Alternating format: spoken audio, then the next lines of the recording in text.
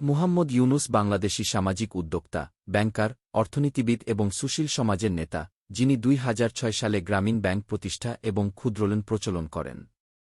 এই ঋণগুলি এমন উদ্যোক্তাদের দেওয়া হয় যারা প্রচলিত ব্যাংক থেকে ঋণের জন্য যোগ্য নয়, ক্ষুদ্রঋণের মাধ্যমে প্রান্তিক পর্যায়ে অর্থনৈতিক এবং সামাজিক উন্নয়নের প্রচেষ্টা সফল হয়।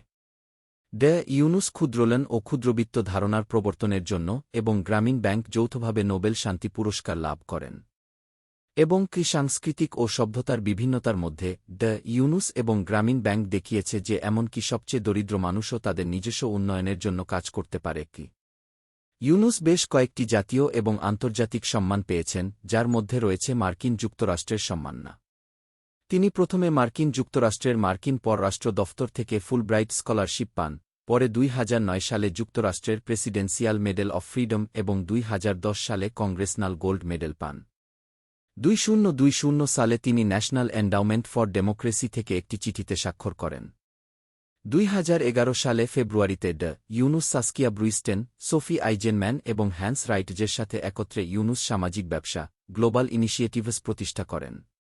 ইউনুস সামাজিক ব্যবসা সারা বিশ্বে সামাজিক সমস্যাগুলি সমাধানের জন্য সামাজিক ব্যবসা তৈরি ও ক্ষমতায়িত করে। ইউনুসের নতুন মানবিক পুঁজিবাদের দৃষ্টিভঙ্গির আন্তর্জাতিক বাস্তবায়ন শাখা হিসেবে এই সামাজিক ব্যবসা উন্নয়নশীল দেশগুলিতে সামাজিক ব্যবসার জন্য ইনকিউবেটর তহবিল পরিচালনা করে এবং কোম্পানি, সরকার, ফাউন্ডেশন এবং এনজিওদের পরামর্শ সেবা প্রদান করে। ২০১২ সালে তিনি স্কটল্যান্ডের গ্লাসগো ক্যালেডোনিয়ান বিশ্ববিদ্যালয়ের চ্যান্সেলর হন এবং এই পদে তিনি ২০১৮ সাল পর্যন্ত দায়িত্ব পালন করেন। এর আগে তিনি বাংলাদেশের চট্টগ্রাম বিশ্ববিদ্যালয়ে অর্থনীতির অধ্যাপক ছিলেন। তিনি তার অর্থনৈতিক কাজের উপর ভিত্তি করে বেশ কয়েকটি বই প্রকাশ করেছেন।